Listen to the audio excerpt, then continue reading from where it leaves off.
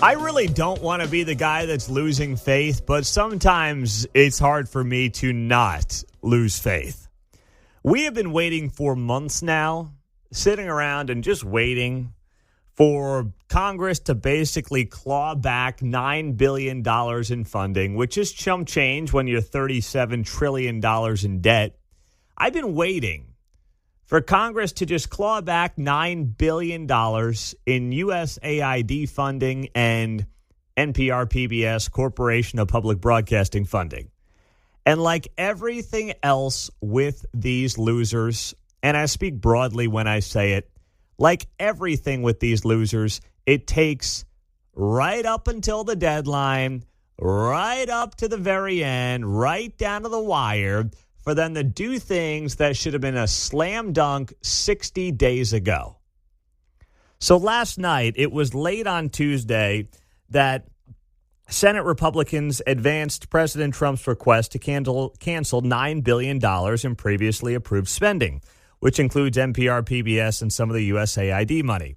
It was a 50-50 vote, with J.D. Vance having to break the tie.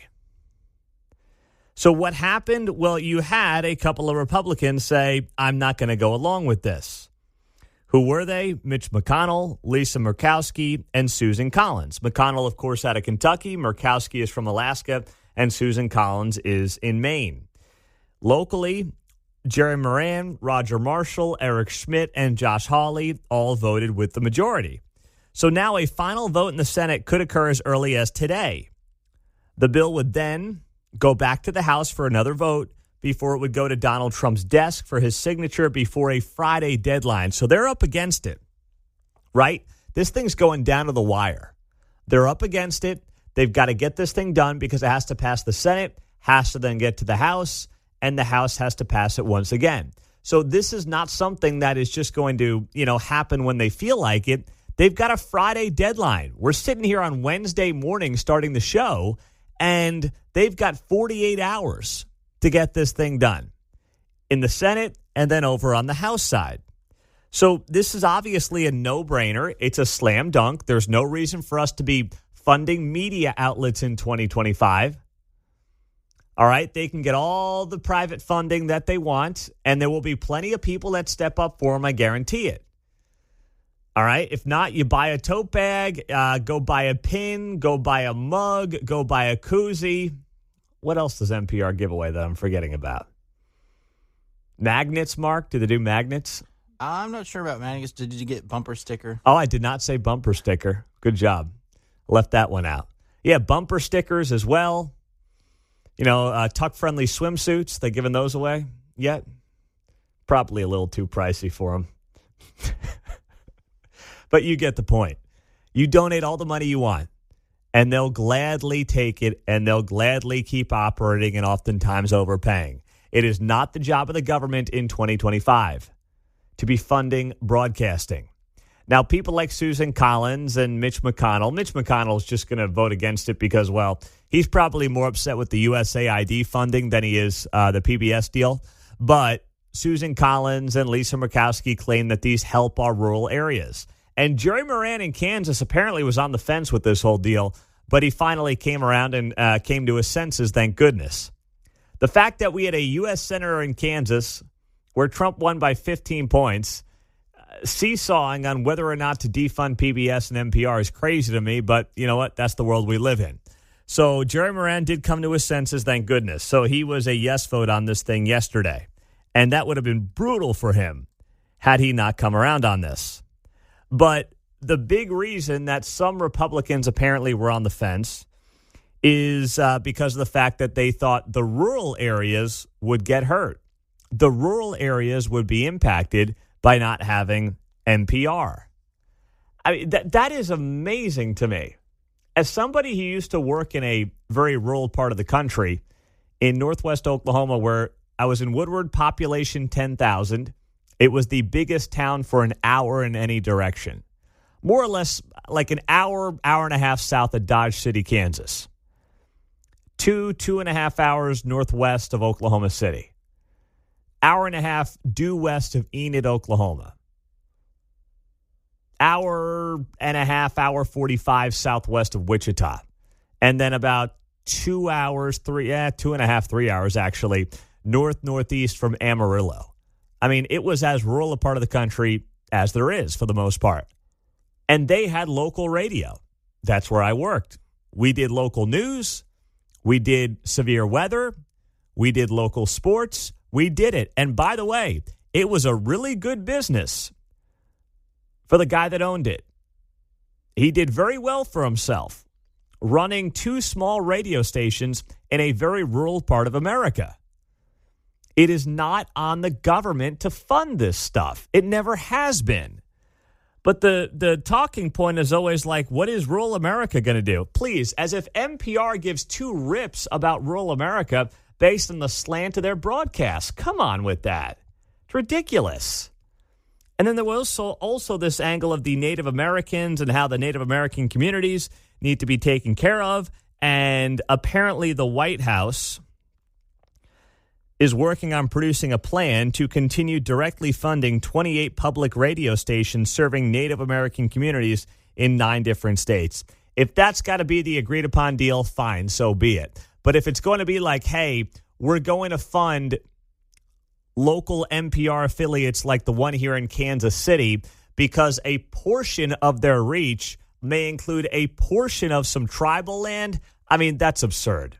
Just pound sand. That is completely ridiculous. So I've got to see, the devil's always in the details on something like that, but I've got to see that because it's just amazing to me that something that should be such a layup for a Republican House, Senate, and White House takes so much time. I know the system is slow, and I don't want to come on here on a Wednesday and be a Debbie Downer. I really don't want to do it. But this is the kind of stuff that makes you think, if they can't get this done, how are they going to solve the really major financial problems this country has? You and I both know, I mean, $37 trillion in debt, everyone's beating around the bush. If you don't have major conversations around Social Security, Medicare, and Medicaid, this thing's not getting better anytime soon. And you can't grow your way out of $37 trillion in debt. But let's spend a week on $9 billion in a rescissions package for the Corporation of Public Broadcasting and USAID. You've got to be kidding me. Paul in Kansas City. What's up, Paul? Hey, Pete, you're exactly right. I watched PBS last night, a show called Frontline, and it was a hit piece. It was called Trump and the Rule of Law.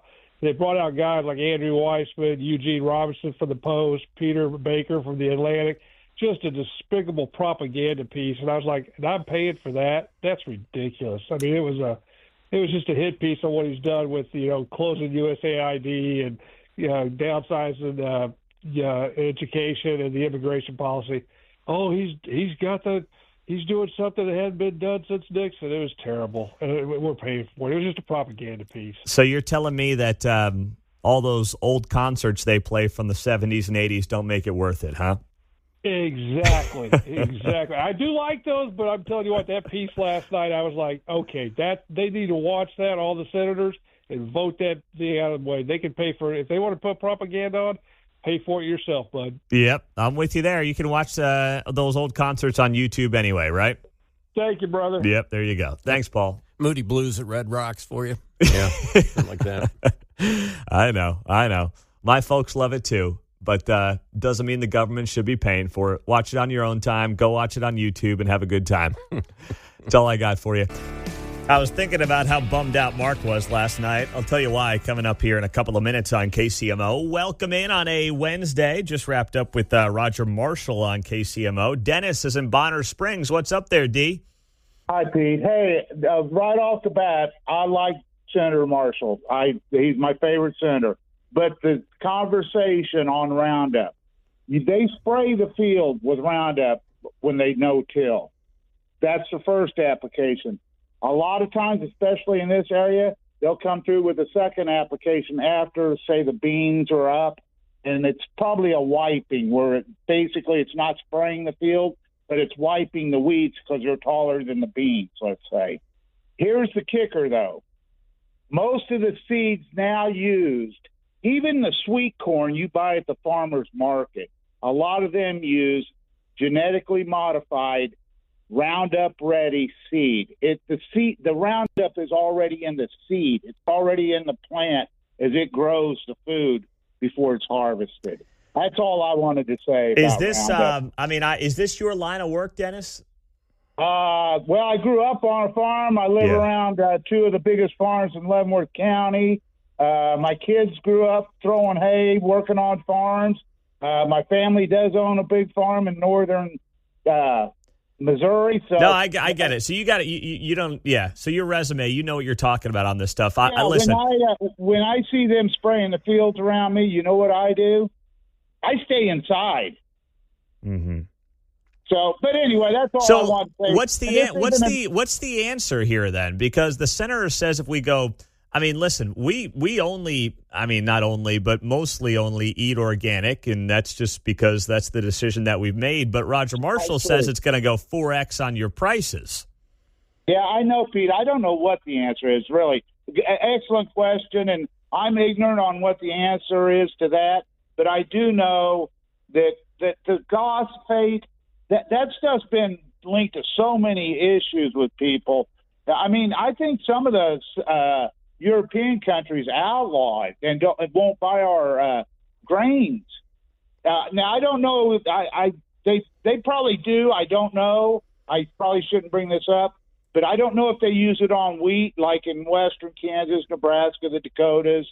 You know, I don't know about the wheat, but I just know the beans on the farms around the Midwest where I grew up, where I live, and I'm looking out my front windows right now at a 240-acre bean field that I know has had 2 applications of Roundup, and I know the guy uses Roundup Ready seed. Mm-hmm.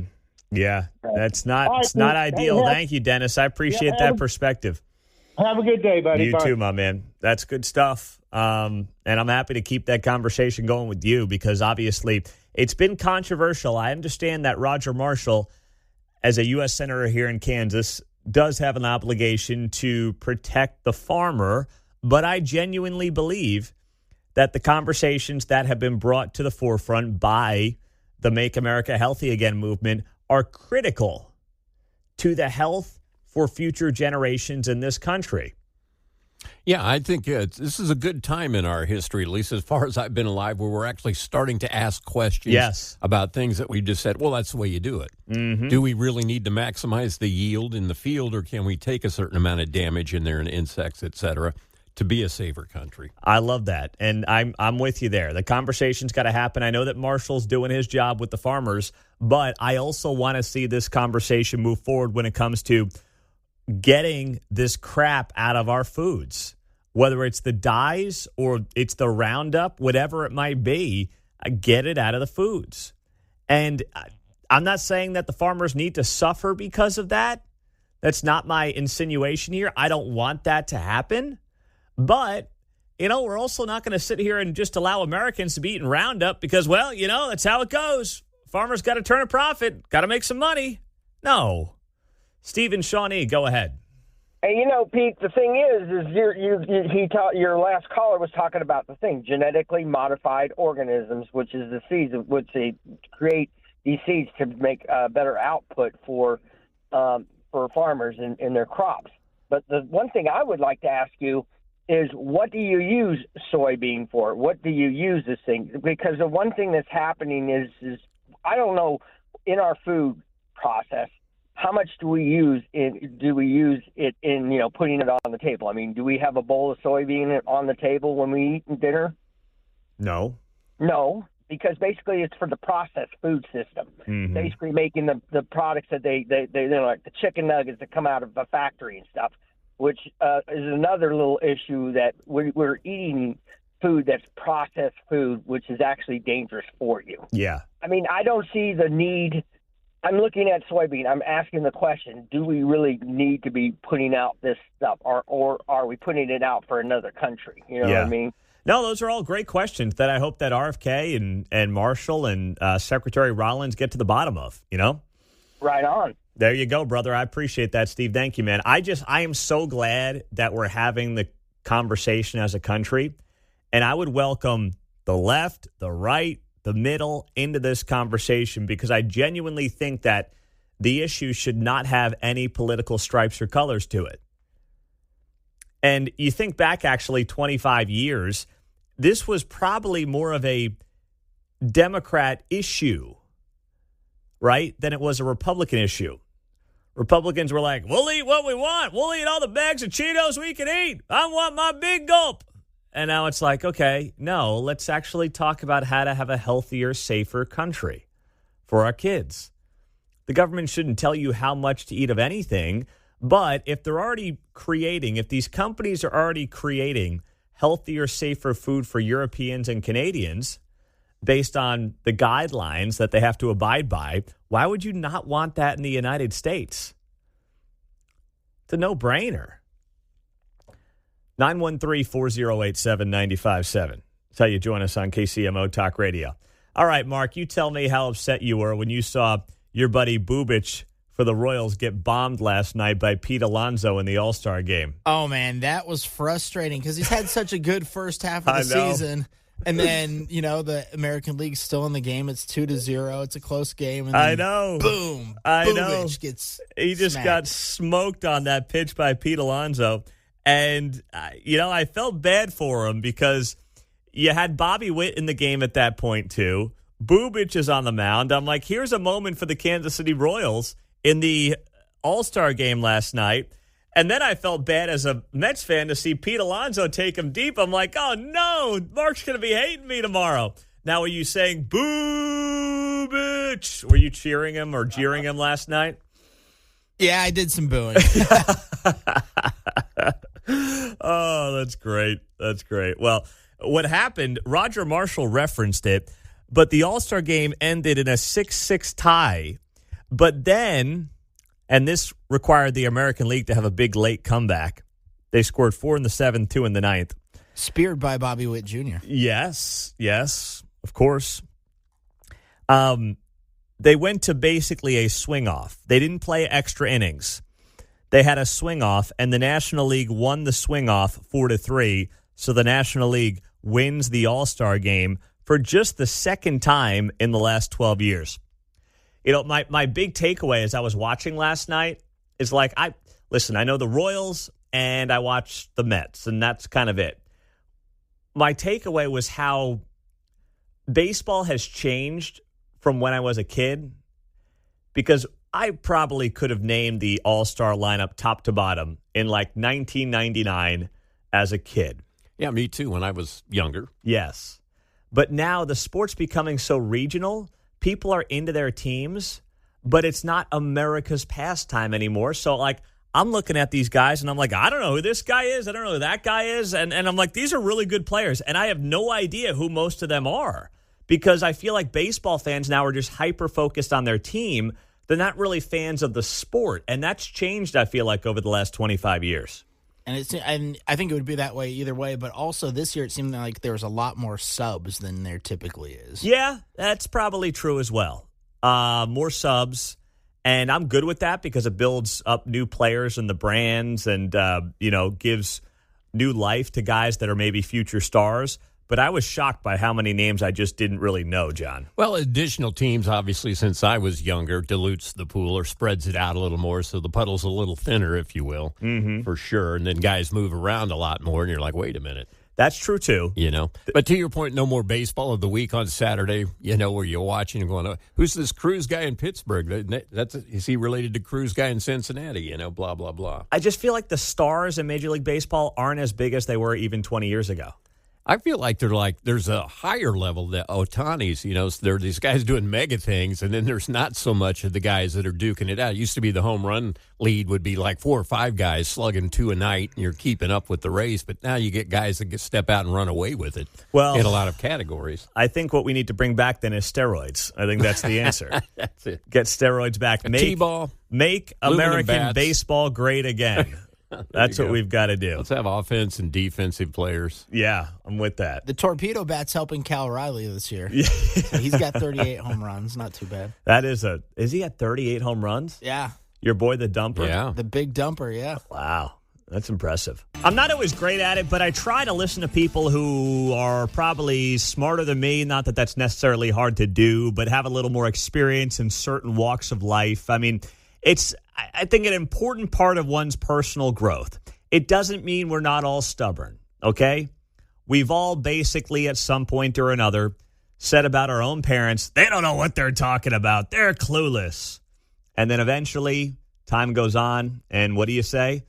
Maybe they knew a thing or two about life, right? That's just how it works. That's all of us at one point or another. Same thing in your professional career. You try to pick things and learn things from people who have a lot more experience than you. And it's the same thing when you're talking about whatever it is, business, the economy, healthcare. I mean, I don't care. You find the experts that you trust. And when I hear a guy like Ken Langone, who is a billionaire businessman, best known for being the founder of Home Depot, go on CNBC yesterday and say, I was wrong about Donald Trump. Donald Trump is proving to me that he may be one of the best presidents of all time. For a guy who didn't want to vote for him, who really didn't think that Trump was the way forward for America. Now coming out like 6 months in and saying this yesterday on CNBC, I was like, man, that's an about face. And it also is so rare for people of that stature to admit they were wrong. Now, Ken Langone is pushing 90 years old. He's 89, born in 1935. He's a major donor to the Republican Party, but he's never really been a Trump guy. So to hear him say this yesterday on CNBC was an eye-opener for me. Look, let me tell you right now, I am sold on Trump. In fact, I'll say this. I think he's got a good shot at going down in history as one of our best presidents ever. That is a real turnaround because you didn't want to vote for him. I tell you the reason. I want to tell you, I'm a believer. What I'm seeing happening is absolutely nothing short of a great thing. And there's a beat. People are walking with more bounce in there. It's all around. I gave you quite a bit of grief. Huh? I gave you grief. You give me grief? I gave you grief when it was a binary choice. You're still complaining about Trump and it was a binary choice. It's like, are you kidding me? Knowledge implies one thing. When you made a mistake, admit it. Okay. I think this guy is turning out to be a president. Like? One of the pilots on that miraculous trip to Iran that we wiped out, whatever the hell we wiped out. Right. He said, you're the only guy that in the presidency that would have done what you did. One of the pilots said that. Yeah. And you know what? He's probably right. Another sign that age is just a number. Ken Langone is 89, right? Nearly 10 years older than the former president, Joe Biden, who didn't know where he was half the time. What are we talking about? I mean, that guy's still pretty sharp for 89. He's showing up, going on CNBC and talking about Trump and striking Iran and where he thinks his legacy is headed. It's a great sign. And this was not exactly Donald Trump's biggest cheerleader. In fact, he didn't want Trump to be the GOP nominee.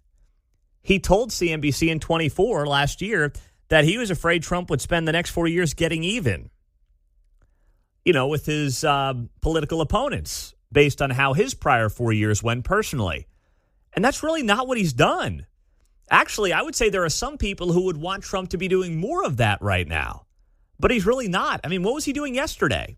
He was in Western Pennsylvania, and he was touting the fact that there's $90 billion in investment coming to that part of the country for things like AI and development in terms of what's going to be happening out there with more energy, more AI investments, and that's going to be great for that economy. I did see some of you on the text line ragging on that, and I didn't understand it. On the text line, I got this.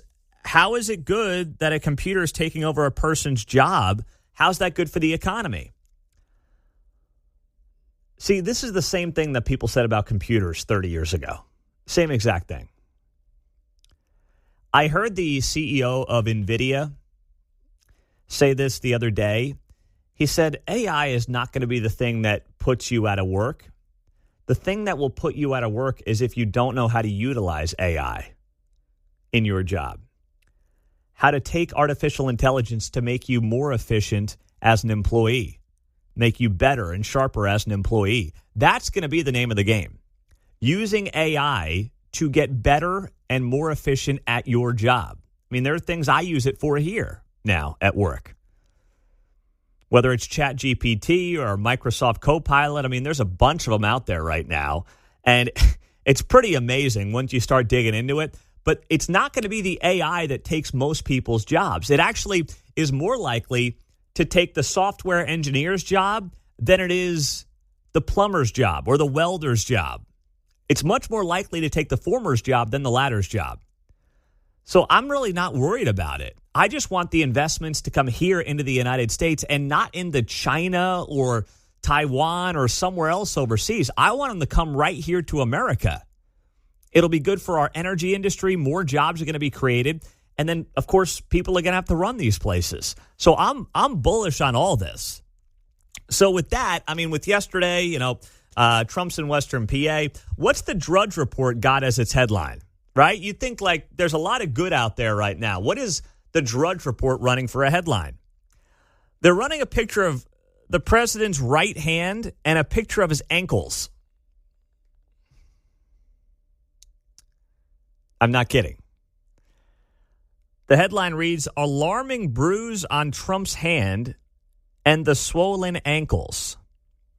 And they are highlighting the fact that apparently, I don't even see it here on this zoom in out of his right hand, but they got a picture of Trump's right hand that they claim has a major bruise on it. The president's team says that it's because he shakes a lot of people's hands. And then they got a picture of his swollen ankles, I guess, from the FIFA match the other day. And they're saying it's a sign that he may be in declining health. Clickbait. Yeah, and that's all once you see it, you can't unsee it. It's like, I know. What are you doing? By the way, we had a guy who was totally comatose for the last 4 years, and no one said anything about that until it was basically too much to cover up come last June in that big debate. But now Trump's ankles may look swollen at a soccer match, and that's the headline at Drudge Report. You got to be freaking kidding me with this stuff. They should be embarrassed. And it links to a Mirror piece, which is one of these overseas clickbait publications. And they talk about how social media users spark fresh health concerns as president crammed into shoes. Man, they are stretching right now. They are really stretching on this stuff. They just can't help themselves, though. They're doing whatever they can to figure out a way to try to slow down the momentum that's happening in America, John. This amazing attention to detail. I suddenly. know. Yes, that's what I'm saying. Yeah. Biden fell up the stairs every other day, and they were like, nothing to see Wanders here. off in a ceremony. Yeah, no, geez. Where were they? Overseas somewhere at like a World War II memorial, and Biden's walking off into he literally walks away from everybody else. There's a video on YouTube of him doing his rambles, but somebody has voiced in like they're in his ear going, no, to the left. The other general, sir. Shake the other general's hand. No, come back this way. The other podium, sir. Oh, that's good. It's matched up well. I mean, Come on, man. we did that for 4 years, and now it's like, well, Trump's got a bruise on his right hand. Those ankles are looking a little puffy. I will say the president needs to probably drink some more water and less Diet Coke. I mean, I'm happy to kind of help him with some of his eating habits. But my goodness, you want to talk about a stretch from a group of people that have zero credibility left? Suddenly the media's maha. Yeah, exactly right, man. Exactly right. Now, someone struggling with credibility as well is Frank White. We have an update on what's going on with the Jackson County executive that came down yesterday. We'll give you the details coming up next on KCMO. I got to get Bill O'Reilly to break out one of those dudes when I'm hanging out with him next week. I will be visiting with Bill and report back to you then. Man, that was good. And he's spot on, too, about Newsom. This guy is going to try to rewrite history as he gets set to run for president. There's no doubt about it. Meantime, here in Jackson County, if you're not part of a lawsuit, I think you're missing out. Everybody's suing everybody, it seems like now at the county level. The lawsuits are flying left and right. The attorneys are loving life in Jackson County. Between that and the fact that Missouri apparently has no appetite for tort reform if you want to be an attorney and make a quick buck, come to Jackson County. My gosh. You'll make a ton of dough right now. So the Jackson County Election Board and Kansas City Election Board are suing Jackson County Executive Frank White and Mary Jo Spino, clerk of the Jackson County Legislature. The lawsuit accuses White and Spino of trying to hold a special election for the recall of White on a date that does not comply with state or federal election laws. So, of course, the legislature says they want to have this on August 26th. Frank White is saying that that's not feasible. But now you have a lawsuit that's also involved that's suing Frank White from holding a recall election. I mean, like, who's on first? This thing is so confusing now. And I think that this was part of the goal from the administration to basically get this thing all caught up in the courts, that basically we stay with the status quo and nothing ends up happening because people are just confused. They buy time through the legal system. And the reality is Frank is done next year, right? Like, there will be a new Jackson County election in the fall of 2026. So that would be the time to then oust Frank. I don't know if he's just trying to buy time. I don't know why he would. And that's the other part of this I can't quite figure out. Unless it's just pure ego, I don't know why Frank White wants to do this anymore. Sean Smith says he's not going to lose his pension if he resigns or gets recalled, right? So if you're getting your pension, just sail off into the sunset, right? Unless you really need the paycheck, which I think is about $150,000 a year for the Jackson County executive. I mean, if you really need the paycheck, I guess I could see hanging on for another year and a half or whatever it might be. But heck, maybe your kid can get you a gig at the KCATA. I mean, I think Frank White III is making way more than Frank White Jr. is as the Jackson County executive. I'm just saying, if you need a gig to pay the mortgage, why would you go through all this when you clearly don't want the job? You're coaching independent league baseball. That's where your passion is. That's fine. You're allowed to do that. Why do this to yourself? Go up to Winnipeg. Go up to Fargo. I mean, stand on first base, tap all the tushes you want, and life's good. That's a fine way to live. Frank White, when you're in your 70s, is this what you want to be doing with life? Fighting legislatures and election boards and the Royals and the Chiefs, and now pissing off the Royals and the Chiefs with this letter this week to Mike Kehoe, where he said we want to extend the 3/8 sales tax, but the Chiefs are going to get less money than they were getting, and the Royals are going to get nothing?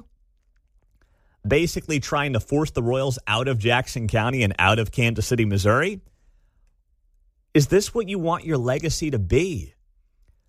This level of sophomoric, childish, petty politics? For what? Frank White's life could be a great case study on why beloved athletes should avoid politics at all costs. This can be it. Case in point. It's sad because, yes, there's an entire generation that is going to remember Frank White for his talent on the baseball field. That will be your generation, John. Well, prior to him, and I'm trying to think of names, I can probably come up with them, but my point being here that the position was not that high profile. All you had to do was not screw it up to run that thing. And, we didn't have those tax problems and issues as astronomically as they've arisen in the last two terms. They were 2023 and this year. Yeah, you really don't want to know who your county executive is, right? And that's how it had been. Yeah, the county really doesn't do a whole lot when you think about, like, what's done at your local level. It's usually your cities and your school boards that are going to be much more involved in terms of, like, things that happen that are noticeable in your day-to-day life, not your county. But like everything else, as local governments keep growing, they do get more important, whether we like it or not. And that's why names like Frank White and Mike Kelly are household names. But you really don't want to know your county executives. I mean, like, Scott Fricker up there in Platte County, keeps a pretty low profile because, well, he wants to run a small, tight government. That's all he wants here. Yeah, and to that point, Frank could have just slid into the position, maintained 10-2 white knuckle grip. Yep. Not screw it up, but that didn't happen. No. Why do that, right? So Frank will be remembered probably more so for the baseball when all is said and done by a certain age group. But then you have people, at this point, probably under 40, 45, who are just going to be like, oh, you mean that crappy county executive who got run out of town? Is that really what you want your legacy to be? It shouldn't be. And I do feel bad. The human side of me does feel bad for him on that level. But with how incompetent the county's been run the last couple of years and the aloofness to which the administration has chosen to take this, to approach all this, it's very difficult for that sympathy to be held on to by me for more than like 3 seconds. And then I just get annoyed. I don't get this guy. I don't understand it. But you've got SEC football media days going on this week. And, of course, Mizzou fans probably appreciate being in the SEC, right? They had their media days availability yesterday as that continues on today. It's a 4-day deal they're doing with SEC media days. But Greg Sankey, their commissioner, he's just the worst. I mean, this guy is single-handedly trying to ruin college football and destroy college football. He obviously wants to put the SEC on a pedestal, which, at the top level, it deserves to be in. I think that, understandably, you look at Texas, you look at Alabama, Georgia, and you're like, yeah, those are 3 of the 5, 6, 7, 8 best programs in America. But if Greg Sankey has his way, he will ruin this sport.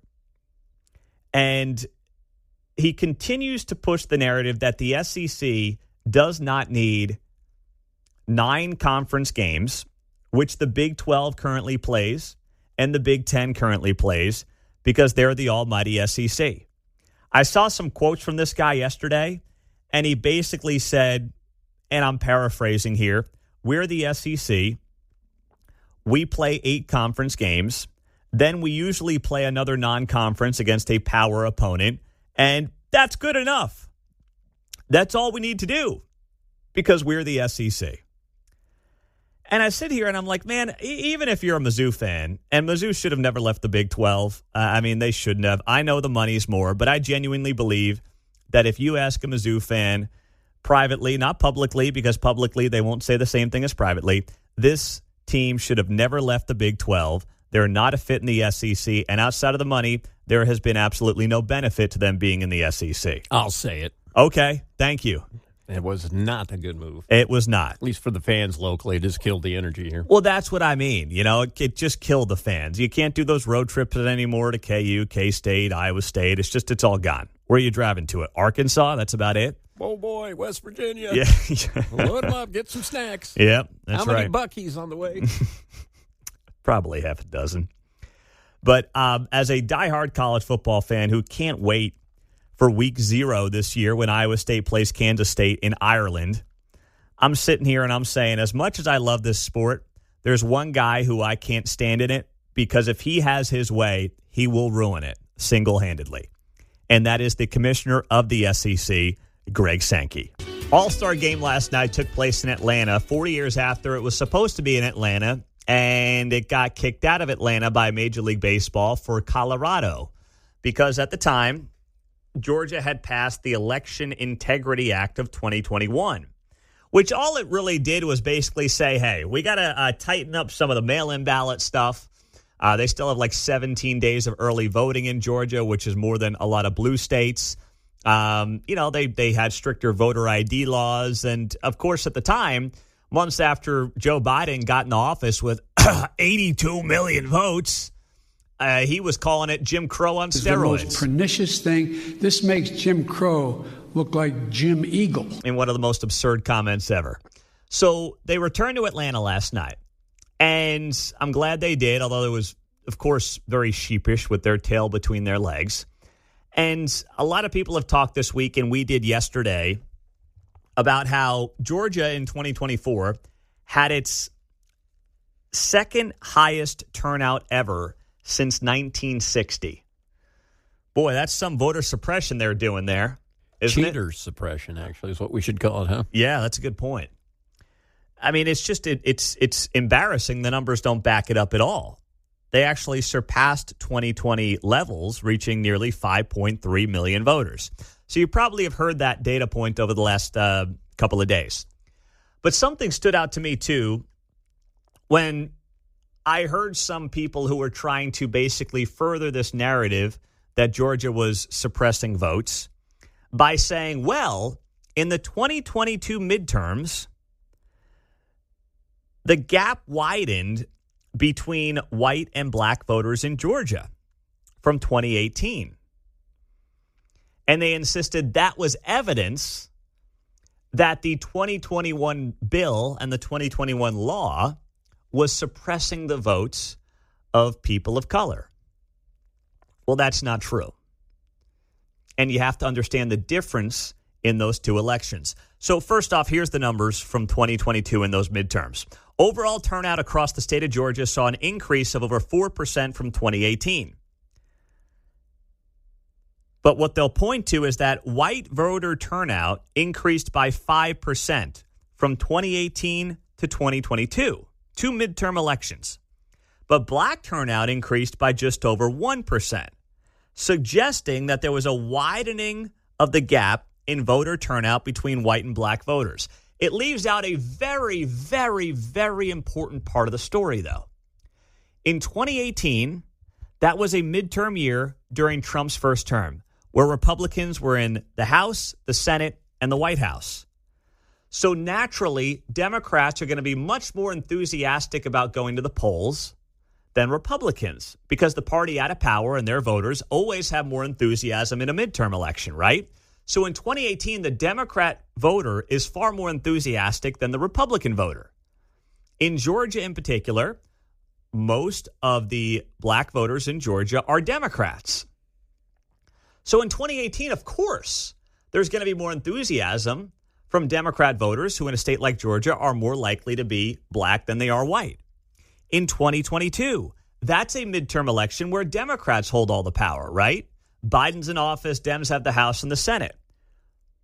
In a place like Georgia, where white voters are more Republican, they're going to be the ones who are more enthusiastic to go to the polls. So you would expect to see a larger increase in voter turnout when comparing those two midterms with white voters from 2018, where they were less enthusiastic because they had power, compared to 2022, where they didn't have the political power and were more enthusiastic to go to the polls, when compared to, let's say, black voters from 2018 to 2022, when they were more motivated in 2018 when they and their preferred party didn't have the power, compared to 2022 when their party did have the political power. That is the most important part of that story when comparing those two midterms.